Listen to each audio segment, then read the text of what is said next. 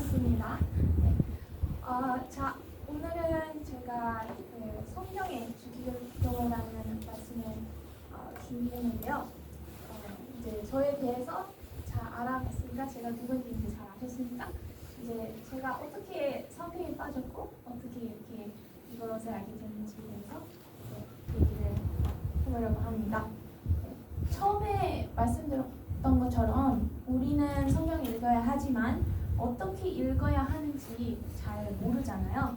또한 어려질 땐 지루하기도 하고요. 막막해 하죠. 하지만 이 성경이 어떻게 어떻게 이게 같이 이렇게 모여지게 되고 이 주기율표라는 걸 정확하게 알면 우리가 성경을 아주 쉽게 이해할 수 있습니다.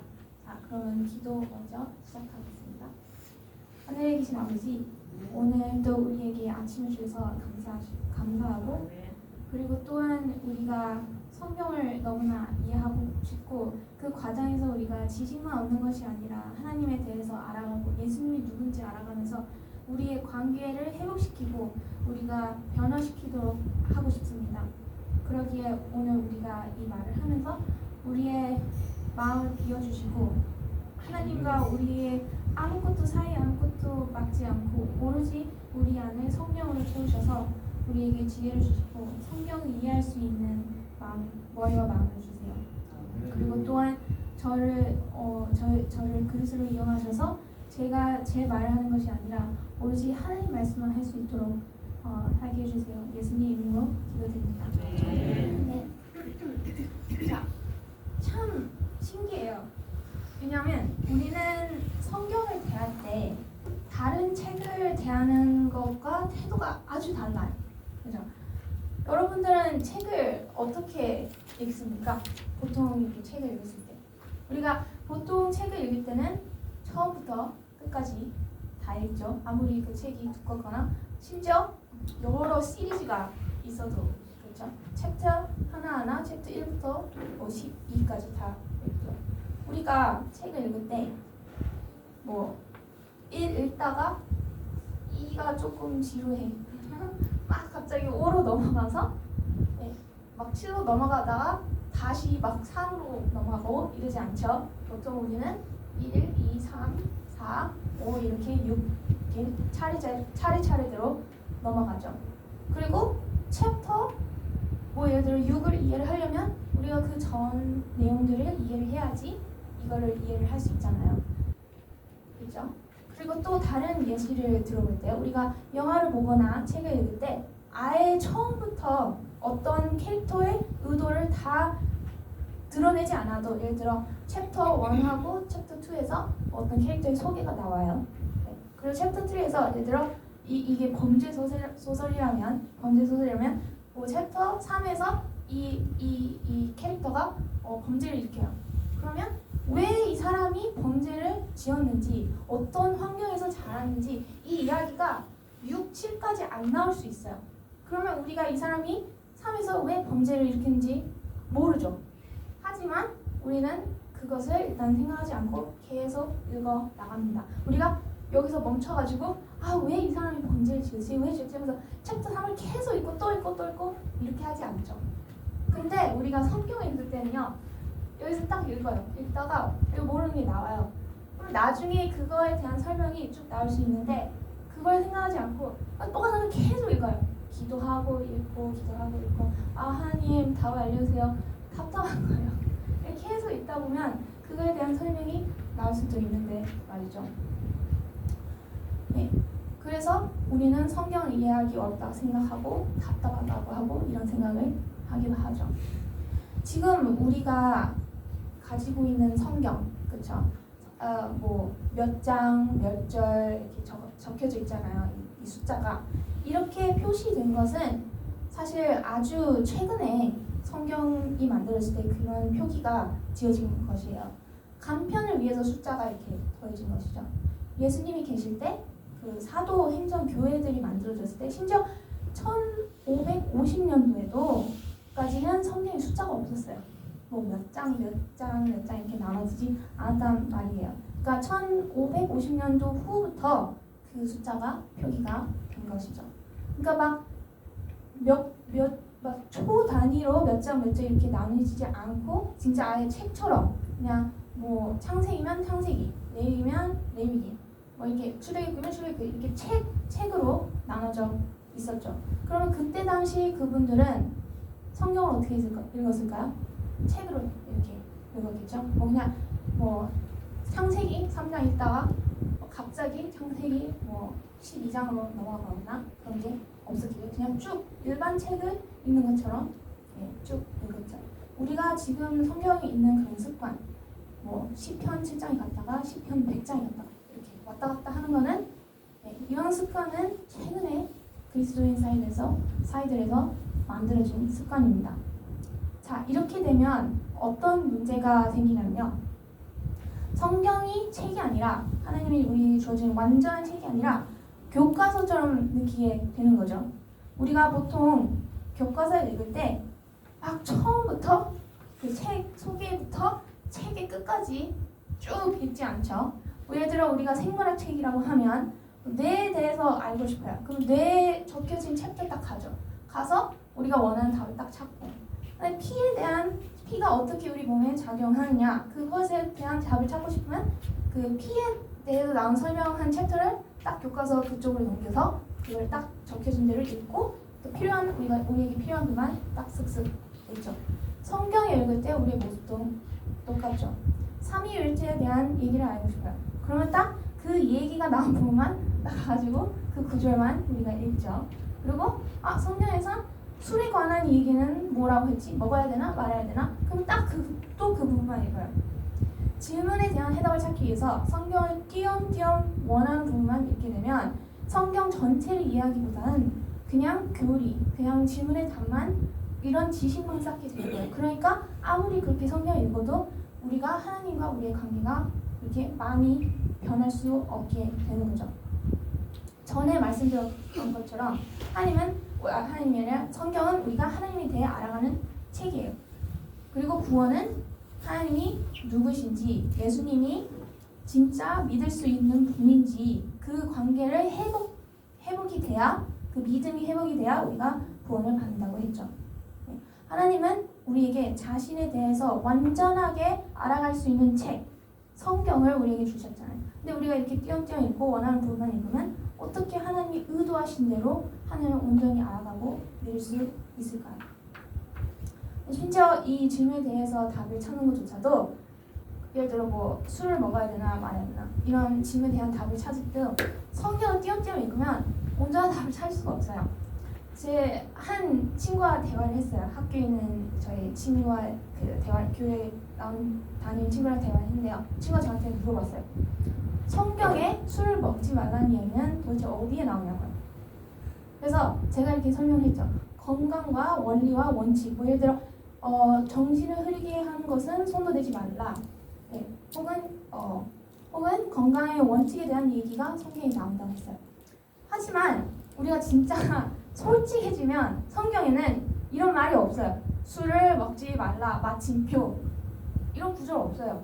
진짜 찾아보면 이런 말씀 없어요. 그러니까 친구가 저한테 뭐라냐면 진짜 짜증나.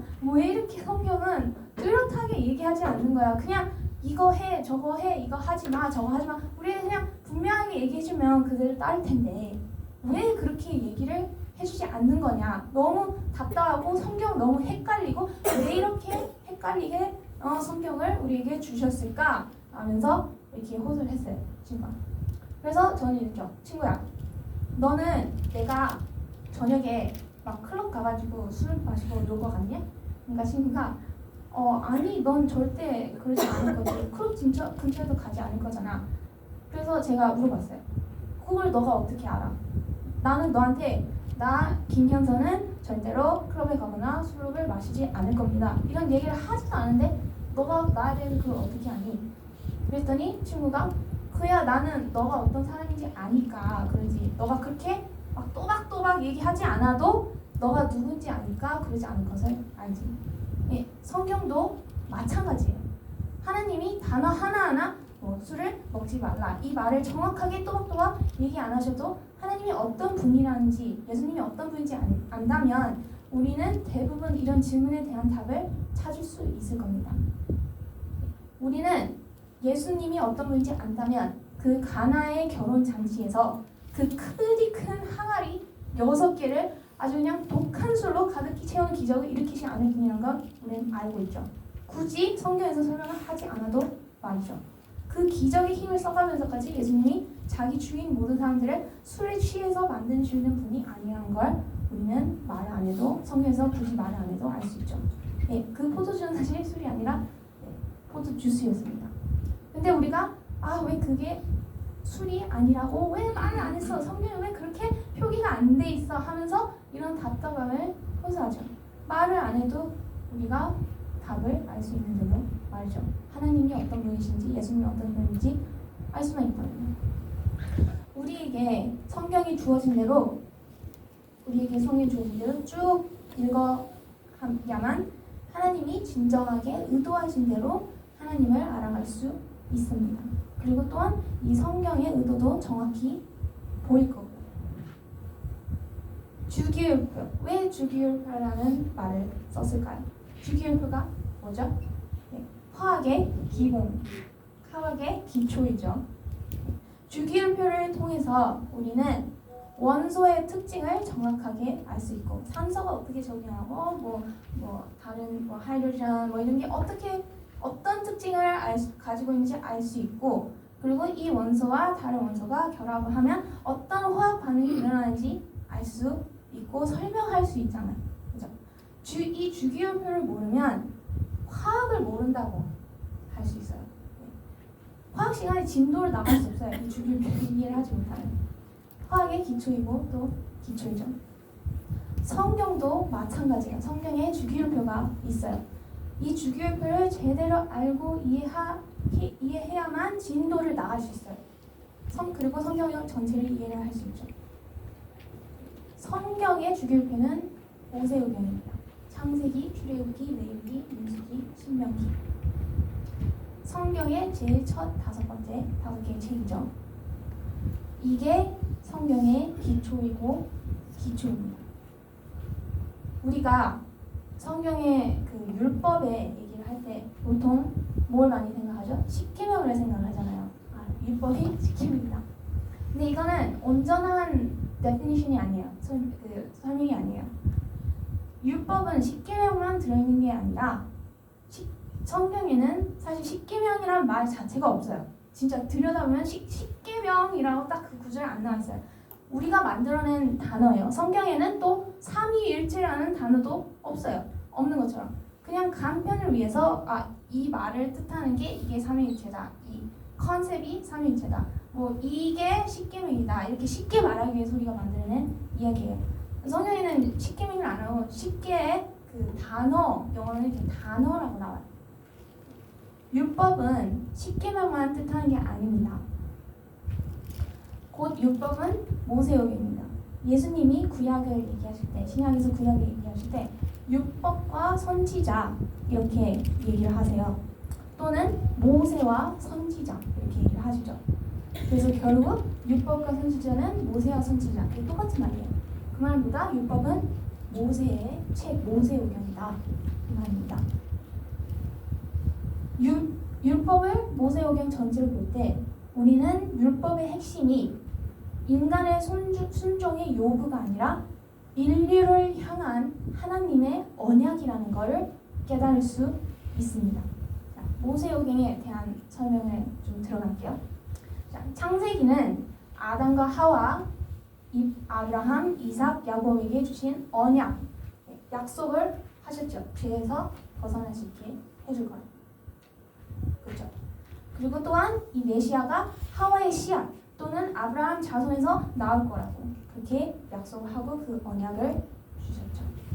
출애굽기, 이 언약을 지키기 위해서 애굽에서 이스라엘을 구출한 그 얘기를 담고 있죠. 레위기, 이 언약을 지키시기 위해 완벽한 용서의 통로를 제공하셨죠. 그 sanctuary, 성전을 통해서.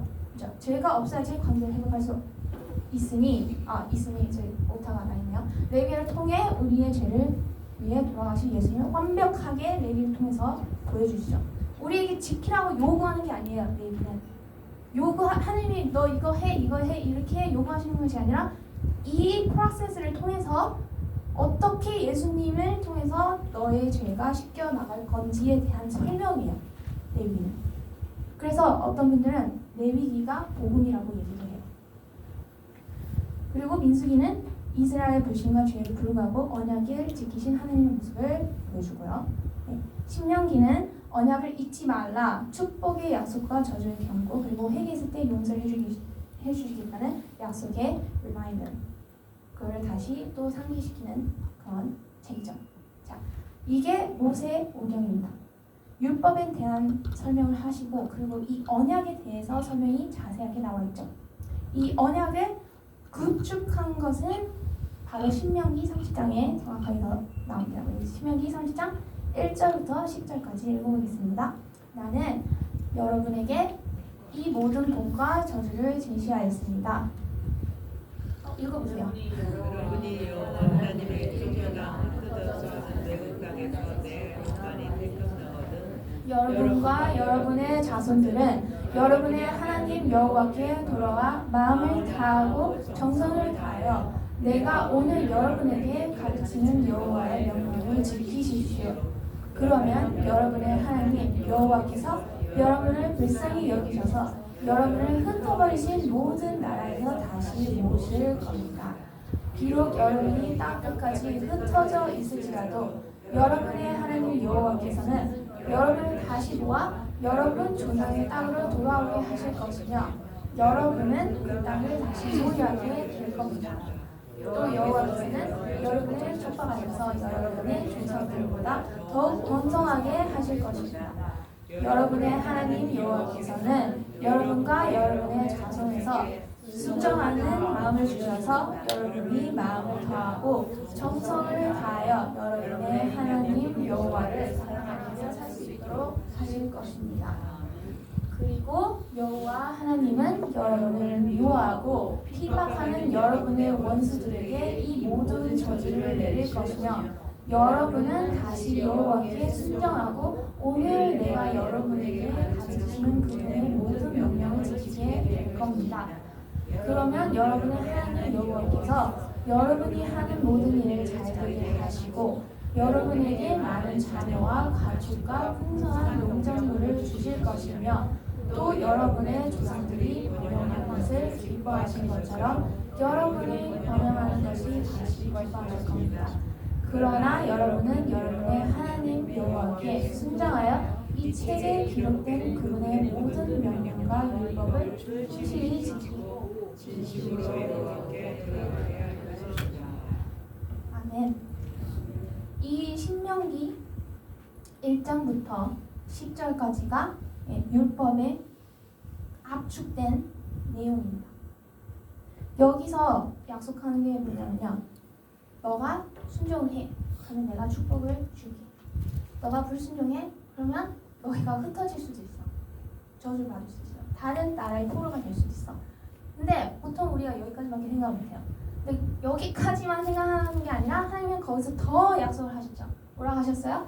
너희가 불순종하더라도 약속을 어겨도 내가 땅 끝까지 흩어져 있는 너희들을 다시 모아가지고 너에게 순종하는 마음을 줄 거야. 순종하는 마음을 우리가 스스로 가지게 하는 게 아니라 그 마음을 하나님께서 주신다고 하셨어요. 우리의 노력이 아닌 거죠. 그렇죠?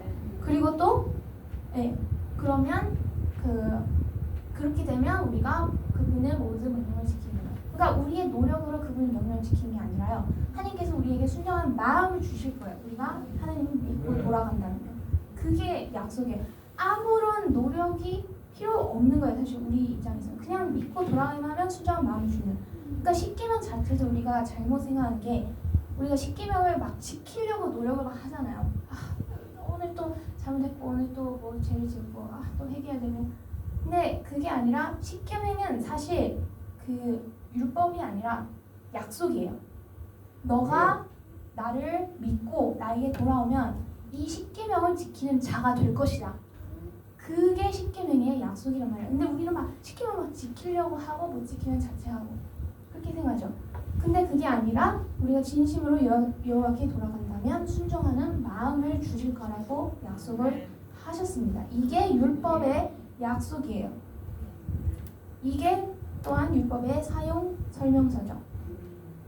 그렇죠? 이걸 꼭 기억하셔야 돼요. 그렇죠? 순종 equals 축복, 불순종 저주. 하지만 거기에 용서의 약속이 있다. 돌아오면 너에게 순종하는 마음을 주겠다. 이거는 너의 노력이 아니라 내가 너에게 줄 것이다 라는 약속을 하셨죠. 자, 이걸 통하면 이게 그 모세오경이 그 율법, 이게 주기율표죠. 성경의 주기율표. 이게 성경의 중심이 되는 거예요. 그죠? 그러면 어떻게 이 중심이 앞으로의 성경 책들에 어떻게 관계가 이어질 것인지 자 보여드릴 거예요. 여호수아부터 에스더까지는 우리가 역사의 책이라고 해요. 네, 역사의 책은 하나님의 신실하심에 대한 단 하나의 이야기예요. 그 역사를 기록한 책이 여호수아부터 에스더까지예요. 율법을 올바르게 이해해야 역사의 올바른 교훈을 얻을 수 있어요. 이스라엘과 유다는 율법을 하나님의 요구사항으로 여겼기 때문에 모든 것을 순종하기 너무 복잡하고 불가능하다고 생각했어요. 하나님이 또한 언약을 지키실 거란 것에 대해 이스라엘 백성들은 의심을 했고 그렇기 때문에 순종하지 않았고 불순종을 정당화했기 때문에 저주를 경험했죠. 그 이야기가 이 역사의 책들에 나오죠. 하지만 하나님은 그 율법에 있는 모든 약속과 경고들을 완벽하게 지키셨고 순종할 땐 축복을 주셨고 불순종할 땐 저주를 주셨고 그리고 또한 이스라엘 백성들이 저주의 한가운데 있어도 회개를 할 땐 또 용서를 하셨죠. 이 왔다 갔다 하는 거를 이 반복하는 거를 이 역사의 책에서 그 얘기를 그려나가죠. 그래서 율법의 목적은 이스라엘의 순종이 아니라 하나님의 신실하심을 알려라는 거 하는 게 목적이에요. 그렇죠? 지혜의 책 욥기부터 솔로몬까지예요. 보통 우리가 지혜의 책을 생각할 때 그냥 지혜에 대해서 얘기를 하고 시편에 대해서 얘기하면 뭐 찬양에 대한 얘기 이렇게 막 두리뭉실하게 생각을 하잖아요. 근데 사실 지혜서의 핵심은 율법에 대한 불순종의 결과를 겪은 인간들의 감정적인 표현을 담은 책들이에요. 그죠? 자, 사단의 인위적인 공격, 욥기에 나오죠. 그죠? 그리고 불순종의 결과를 겪으면 느끼는 아픔과 후회가 시편 전도서에 나옵니다. 우리 대부분 제가 아까 말했던 것처럼 시편의 핵심은 찬양이라고 생각을 해요. 노래와 뭐 시가 담겨있고 찬양이라고 생각해요. 하지만 시편은 하나님의 사람들이 불순종의 결과를 겪으면서 그 저주의 한가운데 있으면서 하나님의 신실하심을 깨닫고 하나님은 진짜 약속하신 대로 율법대로 진짜 하셨구나. 그 깨달음을 얻고 이 우리의 불순종이 저주를 불러왔구나 라며 그것에 대한 그 아픔과 후회를 얘기하는 것이 시편이에요. 그리고 또한 불순종의 저주 속에서 하나님이 약속하신 대로 우리를 용서해주겠구나, 용서해주시겠지 그 희망과 믿음을 표현하는 게 또 시편이에요. 올바른 율법의 이해를 통해서 우리가 잠언의 권면과 전도서 끝에 있는 솔로몬의 바램을 이해할 수 있어요. 또다시 하나님의 신실함을 깨닫는 과정이죠. 그래서 지혜책의 결론이 이거죠. 제발 율법을 잊지 말라. 이 지혜책을 쓴 사람들의 의도는 그래요. 제발 그 율법을 잊지 마. 이 모세오경을 잊지 마라. 하나님은 약속을 지키시는 분이다. 그러니 하나님께 돌아가라. 불순종하더라도 빨리 회개해라. 하나님의 율법을 말씀하신 대로 돌려놓으실 거예요. 너에게 순종하는 마음을 줄 것이다. 하나님은 믿을 수 있는 분이다 라는 것을 표현하는 게 지혜의 책입니다. 자, 복음 하나 빠먹었네요. 중간에 선지자가 있어요. 까먹었어요. 선지자가 있는데 선지자는 구약의 마지막 그런 모든 책들을 모인 거죠. 이사야부터 말라기까지가 선지자 책들이에요. 역사책에서 봤던 이스라엘 불순종에 대한 하나님의 감정적인 표현이에요. 선지자 책은. 그 지혜책이 인간의 감정 표현했다면 선지자는 하나님의 감정 표현이에요.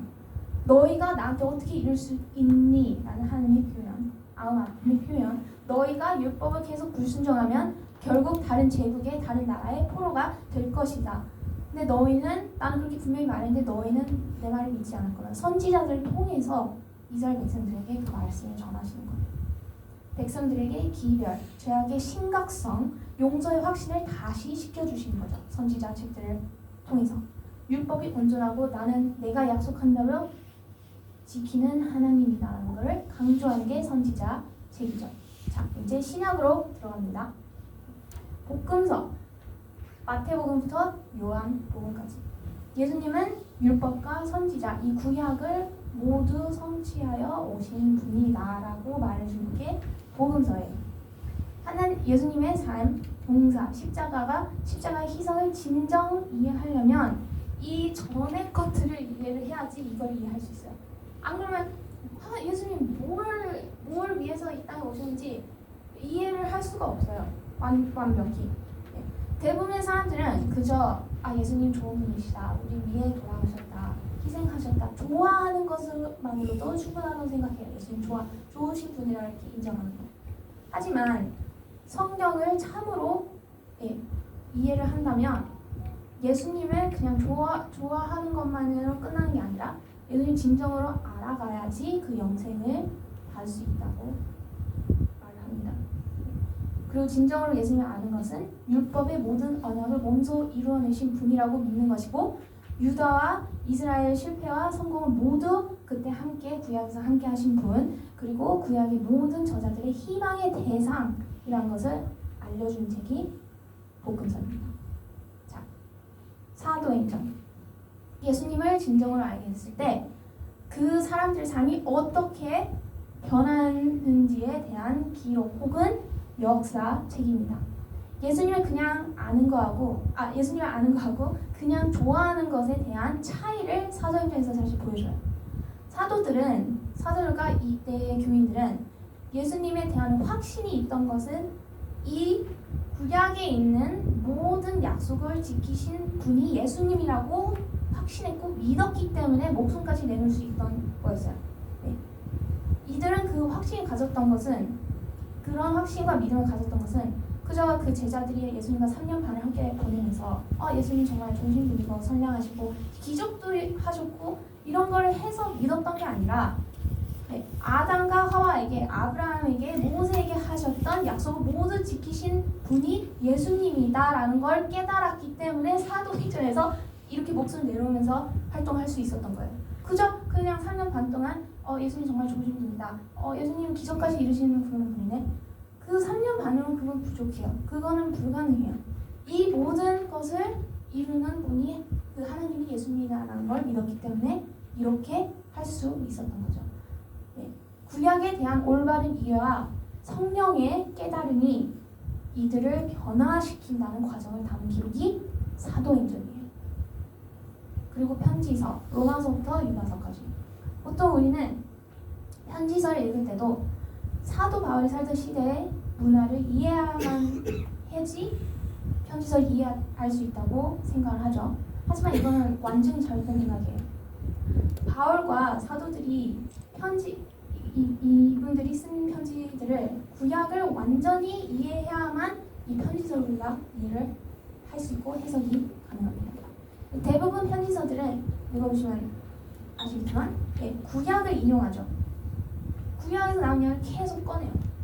근데 우리가 구약을 이해 못하면 어떻게 이 편지를 이해를 해요? 그렇죠? 이 편지를 쓸 때 이 편지를 읽는 교회들은 당연히 너무나 당연하게도 구약을 잘 알고 있거나 믿고 있을 거라는 예정하에 그 편지를 썼어요. 바울과 이 사도들은. 그렇죠? 예를 들어 우리가 누군가에 대해서 얘기를 해요. 예를 들어 어떤 지사님이 다른 지사님에게 태백이 강아지 이름 태백이죠. 아닌가요? 태백이? 맞아요. 태백에 대해서 얘기를 해요. 그래서 태백에 대해서 얘기를 해요. 태백이 오늘 이렇게 돌아다녀가지고 밭을 막 다 해집어놨다 얘기해요. 이런 이야기 하는데 태백이가 강아지다 이렇게 얘기를 안 하잖아요. 태백이가 이 강아지랑 모두 알고 계시니까요. 태백이가 어떤 성격이다 이런 얘기를 굳이 하지 않죠. 이미 서로 알고 있으니까. 근데 이런 얘기를 할 때 예를 들어 남이 들었다고 생각해요. 도대체 태백이라는 사람이 어떤 사람이길래 내 발로 기어가지고 밭을 아주 그냥 헤쳐놨지 이런 생각할 수도 있단 말이에요. 오해를 잘못할 수 있어요. 태백이가 누군지 모르면. 그런 것처럼 이 편지서에서도 그 편지를 쓸 때 이미 그걸 알고 있다는 가정하에서 이런 걸 썼단 말이에요. 그러니까 다 하나하나 굳이 설명을 하지 않아요. 이미 구약을 읽었고 이해했다고 생각을 하기 때문에. 그래서 우리가 편지서를 읽을 때는 진짜 우리가 구약을 이해해야만 편지를 완벽하게 이해할 수 있어요. 바울은 아브라함을 지속적으로 언급을 하고요. 편지에서 율법과 구약의 중요성을 강조했어요. 히브리서에서 이런 말이 나오죠. 내 법을 그들의 생각에 두고 그들의 마음에 이것을 기록하라. 이것을 구약을 이 율법을 마음에 기록하라고 했어요. 자, 마지막 계시록. 계시록에 나온 예언과 상징 이런 것들 너무나 중요하죠. 하지만 단순히 계시록은 미래의 얘기만 하려고 우리에게 준 책이 아니에요. 미래에 앞으로 이런 날이 일어날 것이다 라는 그 말만 하는 게 아니에요. 우리가 만약에 그것만 이해를 했다면 우린 계시록 완전히 잘못 이해하고 있는 거예요. 이 모든 예언이 예수님이 어떤 분인지를 알려주는 내용이죠. 이 모세오경 율법에서 줬던 약속 여기에서 이루어질 거다. 그리고 그게 어떻게 이루어질 거다. 그 과정을 담은 책이 계시록이에요. 네. 계시록을 쭉 읽어보시면 사실은 계시록은 모세오경 자체를 거울처럼 비치는 형태를 가지고 있어요. 그래서 우리가 모세오경 일을 하잖아요. 그럼 계시록 완전히 이해할 수 있어요. 그러면 모세오경을 잘 알아야겠죠. 그렇죠? 계시록의 진짜 목적은 마지막 시대가 어떤 모습일지 보여주는 것만이 아니라 이 모든 상황에서 우리는 성경의 시작점 모세오경의 언약을 지키심으로써 구원의 역사를 매듭 짓는 끝을 맺는 하나님의 신실함을 보여주는 책이 계시록이에요. 구약을 통해 예수님을 진정으로 아는 사람만 계시록의 예수님을 알아볼 수 있어요. 창세기부터 계시록까지 이어지는 하나님의 신실함의 이야기를 쭉 따라온 사람들은 마지막 시대를 이겨낼 수 있는 믿음이 무엇인지 깨닫고 구원을 받을 수 있다라고 얘기하는 게 계시록이에요. 그렇죠? 우리는 모세오경과 구약을 완전히 이해해야지 이 신약을 이해할 수 있어요. 전에 말씀드렸다시피 경험으로만 우리의 믿음을 유지하기는 한없이 부족해요. 이 창세기부터 지금까지 하나님은 이렇게 신실하게 율법을 지키셨고 율법의 약속을 지키셨다라는 거를 이해를 해야지 우리가 이때 아무리 어떤 역경이 있더라도 믿고 우리가 그걸 이겨낼 수 있어요. 예수님도 그 모세오경과 이 선지자들의 책을 읽고 이해하는 걸 계속 강조를 하셨어요. 또 신약에서도. 누가복음 16장에 보시면 부자와 나자로의 얘기가 나와요. 여기 혹시 라자로 아마 나자로가 아니라 이 얘기를 아시는 분이 계신가요? 네. 이게 실제로 일어난 일이 아니라 예수님이 이렇게 스토리를 이용해가지고 parable 이용해가지고 우리에게 말씀을 전해주신 거예요. 이 얘기가 어떤 얘기냐면요, 이 부자가 나중에 지옥에 가게 돼요. 지옥에 가게 되는데 거기서 그 라자로를 만나게 돼요. 근데 라자로가 아브라함의 품에 이렇게 담겨 있어요. 그 부자가 이렇게 얘기해요. 아직 살아있는 우리 가족들한테 제발 이 지옥이 얼마나 끔찍한 곳인지 알려주라라고 아브라함에게 부탁을 해요. 이 라자로를 다시 살려줘서 다시 이렇게 그 세상으로 돌아가게 해서 그 모습 형태로 나타나서 우리 가족들한테 알려주라, 이 지옥이 얼마나 끔찍한 곳인지 이렇게 부탁을 해요. 근데 아브라함의 대답은 뭐였어요? 그럴 필요가 없다. 왜냐하면 모세와 선지자 책이 있기 때문에 그 말을 했어요. 그래서 또 부자가 잘못 이해해가지고 또 얘기해서 아니다, 라자를 살려서 다시 보내서 우리 가족들한테 나타나면 죽은 자가 살아나서 앞에 나타나면 예수님 믿지 않을 거냐, 하나님 믿지 않을 거냐, 그 경험 한 번은 충분하다. 근데 아브라함은 아니다, 너가 잘못 이해하고 있다. 우리는 그들에게 모세와 선지자 책들을 주었기 때문에 그것을 읽으면 하나님을 알고 믿을 수 있을 거라 라고 그렇게 얘기를 했어요. 여기서 하려는 얘기가 뭐냐면요, 예수님은 아무리 너희가 그런 막 초자연적인 경험을 해도 그 모세와 선지자 구약을 제대로 이해하지 못하면 너는 나를 완전히 믿고 알 수 없을 것이다. 그 얘기를 하시는 거예요. 누가복음 16장에서. 그리고 또한 누가복음 24장에서 예수님과 제자들의 만남을 그려내죠. 예수님 부활한 후에 16절에 그런 얘기가 나와요. 제자들은 예수님 만났는데 누군지 알아보지 못했어요. 그렇죠? 그리고 쭉 읽어보면 24절에 예수님이 모세와 나오죠. 모든 예언자들 혹은 선지자들로부터 시작하여 자기에 관해서 모든 성경이 기록된 것을 그들에게 자세히 설명해 줍니다. 이 말 무슨 뜻이냐면요. 구약에 나와 있는 모든 것들을 예수님이 제자들에게 설명해 주신 거예요. 그리고 31절에서 그날이 나죠. 그들이 눈이 열려 예수님을 알아보았다. 3년 반 동안 예수님이랑 그렇게 같이 놀았는데 예수님 못 알아봤어요.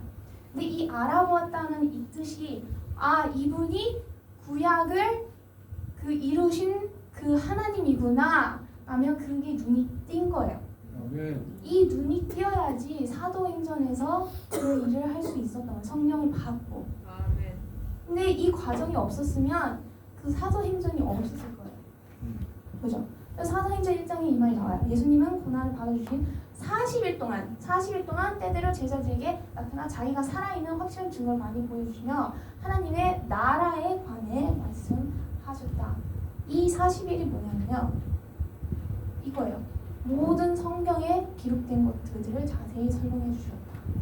구약을 설명해 주신 거예요. 이 과정이 있었기에 그들이 성령을 받고 진심으로 목회를 할 수 있었던 거예요. 근데 우리는 어때요? 그냥 기도를 하죠. 하나님 성령을 주세요. 우리가 나가서 목회를 할 수 있게요. 나가서 이 사람들을 전도할 수 있게요. 그냥 기도만 하는 거예요. 근데 이 사도들은 기도만 하는 게 아니라 이것을 예수님과 같이 공부를 하고 진정한 예수님을 알고 그 관계를 통해서 전도를 하고 목회를 할 수 있었던 것이죠. 그죠? 그리고 또 다른 얘기. 예수님과 같이 십자가에 있던 도둑의 반전. 우리가 보통 이 얘기를 할 때 그런 얘기를 하잖아요. 예수님하고 옆에 있었던 도둑. 예수님이 얘기를 해가지고 이 도둑이 갑자기 믿었어. 그래서 우리가 그래 예수님이 계속 이렇게 얘기를 하면 다른 사람들도 이렇게 마음이 바뀔 수 있구나 하루아침에 막 그런 희망을 가져요. 근데 이 도둑의 정체는 사실 이분은 유대인이었어요. 그 십자가 위에서 이렇게 있는 사람들은 유대인들이 받는 체벌이었어요. 유대인이란 무슨 뜻이냐? 구약을 완전히 이해하고 있던 사람이었죠. 그 말은 무슨 뜻이냐? 예수님이 그 도둑에게 얘기를 했을 때 그 도둑이 이미 구약을 잘 알고 있었어요. 그저 예수님이 그 구약을 온전히 fulfill 했던 사람이 나다. 내가 그 하나님이다. 그 얘기만 해도 이 도둑은 믿을 수 있었어요. 왜냐하면 구약을 완전히 이해를 하고 있었으니까. 그쵸? 그러니까 우리가 이 이야기를 잘못 이해하고 있는 거예요. 그리고 우리가 오늘까지 사마리아인에게도 많이 하죠. 예수님이 거기 가셔서 그 여자에게 전도를 하셔가지고 이 여자가 믿었다. 기적이다. 그렇죠? 그런 얘기를 많이 하죠. 근데 이것도 우리가 완전히 잘못 이해하고 있는 거예요. 사마리안이라는 이 사람들이 어떤 사람들이냐면요. 사실 고대 이스라엘 쪽에서 나온 사람들이에요. 그리고 사마리안들이 정말 그 프라이드를 갖고 뭐라고 하죠 한국말로? 자존심 그 정체성을 갖고 있는 부분 중에 하나가 뭐냐면요. 우리는 모세오경을 완전히 이해하고 있는 사람이다 라는 정체성을 가지고 있어요. 그 사람들이 사마리안들이에요. 우리는 모세오경을 지키는 사람들이다. 그러니까 이스라엘 이제 지리적으로 이해하는 건 조금 다르긴 하지만 우리는 모세오경을 지키는 사람들이다. 그 사람들이 사마리아의 정체성이에요. 그러니까 이 여자는 모세오경을 완전히 이해를 하고 있었어요. 구약을 완전히 이해하고 있었다는 뜻이에요. 그래서 예수님이 그냥 나타나서 너 남편이 여러 명이지 하면서 막 이렇게 무슨 어떤 그 여자에 대해서 얘기를 하면서 그 전도를 통해서 이 여자가 마음이 바뀌었던 것이 아니라 이 사람은 구약을 완전히 이해하고 있고 그 구약을 fulfill하신 분이 예수님이구나. 이분이 그 메시아구나. 그거를 깨달았기 때문에 예수님 저에게 목이 마르지 않는 그 물을 주세요 라고 애원한 거예요. 근데 우리는 이 이야기를 잘못 이해하고 있어요. 사도행전의 침례 기적. 우리가 사도행전 보면 수많은 사람들이 막 하루 만에 그리고 이렇게 전도를 하면서 수많은 사람들이 막 침례를 하는 기적을 보게 되죠. 근데 우리가 이걸 자세히 사도행전을 읽어보면요, 구약을 믿었던 자들과 모든 자들의 차이점이 분명히 있어요. 그 가는 지역마다 그게 차이점이 있었어요. 구약을 믿었던 자들의 침례 수는 월등히 높았어요. 몰랐던 사람들의 차이. 그리고 그 시간, 그 전도했던 시간도 여기가 훨씬 짧았고 여기 훨씬 길었고, 왜냐하면 구약을 이들에게 가르쳐야지 침례를 받고 그들이 예수가 진정 누군지, 예수님이 누군지 알 수 있는 그 기간이 필요했기 때문이죠. 우리는 이것을 완전히 잘못 이해하고 있었던 것이에요.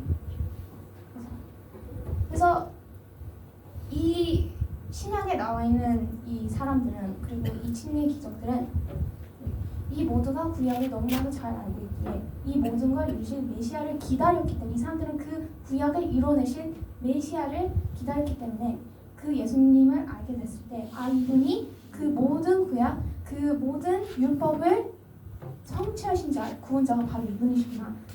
그것만 얘기해도 믿는 거예요. 예수님 믿는 거예요. 그저 예수님이 선량하신 분이라서, 이 기적을 일으키시는 분이 아니라서요. 그것만 알고는 예수님이 신이다라고 믿을 수가 없어요. 우리는 예수님을 그저 선량하시고 좋으신 분이다라고 그걸 뛰어넘어서 이분이 진짜 누구신지를 알아야 해요. 그저 예수님이 좋은 분이다, 좋은 가르침을 가지고 있는 분이다 라는 믿음을 가지고는 우리가 마지막 때를 견딜 수 없을 거예요. 사도들처럼 목숨을 내릴 수 없겠죠. 예수님은 말씀과 행동과 의도가 모두 일치하시는 분이다. 우리가 창세기 1장에서 배운 것처럼요. 율법에서 약속하신 대로 우리를 구원해 주실 분이다 라고 믿어야지 이 관계가 시작되는 것이고 회복되는 것입니다. 그런데 이 율법이 뭔지를 모르고 이 구약이 뭔지를 모르고 우리는 도대체 무엇을 믿는 것입니까? 어떤 예수를 믿는 건가요? 그죠? 그저 날 치료해 주신 예수님, 그저 날 우울증에서 구해 주신 예수님, 그 예수님 도대체 누구입니까? 우리는 예수님을 진정하게 아는 것입니까? 그래서 우리는 이 모세오경 성경의 주기율법을 잘 알아야 하고 성경을 처음부터 끝까지 그대로 읽고 이해해야만 진정으로 예수님을 알 수 있습니다. 근데 제가 처음에 말했던 것처럼 성경 읽는 게 굉장히 혼자 읽는 게 어렵고 힘들 때가 있죠. 그래서 저희 그 미니스트리가 전에 보였던 것처럼 그거 과정을 도와주는 그 미니스트리를 해요. 그래서 저희가 카톡방이 있어요. 카톡방이 있는데 매일매일 이런 비디오를 보내요. 어떻게 성경을 읽어야 되고 그 어떤 부분을 우리가 정확하게 이해를 해야지 성경을 전체적으로 볼 수 있는지. 그래서 이 톡방에 들어오시고 싶은 분들은 저한테 얘기하면 제가 톡방으로 초대를 하겠습니다. 그리고 오늘 나온 말이 이제 더 정확하게 읽고 싶으시면 이 책이 있어요. 여기다 줄 테니까 진짜 꼭 읽으실 분들만 가져가시면 되겠습니다. 오늘 말씀 여기 마치겠습니다. 감사합니다. 기도하겠습니다. 하늘에 계신 아버지, 오늘 우리가 성경에 대해서 얘기를 했습니다. 하나님께서 이 성경에 주신 이유는 분명히 있을 것입니다. 우리가 어려워서 지루워서 읽기 힘든 책들, 그것이 모두 다 의도가 있을 것입니다. 그저 우리에게 읽기 힘든 책, 의지가 있는 사람들만 살아남을 수 있는 그런 과정을 겪는 것이 아니라 우리 모두가 이해할 수 있고 우리 모두가 하나님을 알아갈 수 있는 과정을 겪기 위해서 성경을 주신 거라고 믿습니다. 그러기에 우리가 이 성경을 읽으면서 정말 하나님과의 관계를 회복할 수 있고 하나님을 믿어갈 수 있고 그런 과정을 겪을 수 있게 도와주세요.